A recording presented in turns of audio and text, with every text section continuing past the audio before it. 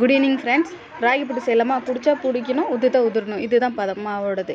நம்ம இட்லி சட்டி பாத்திரத்தில் தண்ணி வச்சு கொதிக்க வச்சுக்கலாம். அதுக்குள்ளே நம்ம ஒரு இட்லி தட்டில் துணி விரித்து வச்சு மாவு செட் பண்ணிவிட்டு நம்ம அதில் எடுத்து வச்சு வேக வச்சு எடுத்துக்கலாம். இது வெந்து வரும்போது நல்லா கமகமன்னு வாசனை வரும். அதுதான் நம்ம கரெக்டாக வெந்துருச்சுன்னு கண்டுபிடிச்சி எடுத்துக்கலாம். நல்லா பூ போல் வெந்து வந்துருக்குங்க. மழை காலத்தில் நீங்கள் இது போல் உங்கள் குழந்தைங்களுக்கு செஞ்சு கொடுங்க. நல்லா சூடாக இருக்கும். அதே போல் ஹெல்த்தி, உடம்புக்கு ரொம்ப நல்லது.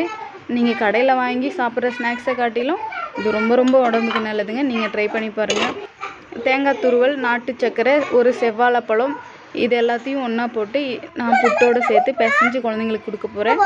அவங்களுக்கு இப்படி கொடுத்தா பிடிக்கும். அது மட்டும் இல்லாமல் அவங்களுக்கு தொண்டையில் சிக்காமல் ஈஸியாக சாப்பிடுவாங்க. நம்ம வீடியோ பிடிச்சிருந்தா லைக் பண்ணுங்கள், ஷேர் பண்ணுங்கள். பாப்பா நல்லா பாட்டெல்லாம் பாடுறாங்க. அவங்களுக்கு தேவையானது கிடைச்சா போதும். இது பேர் அவங்களுக்கு சாக்லேட் புட்டு, அவங்க வச்சுருக்கிற பேர். ஓகே ஃப்ரெண்ட்ஸ், நம்ம சேனலை சப்ஸ்கிரைப் பண்ணிக்கோங்க.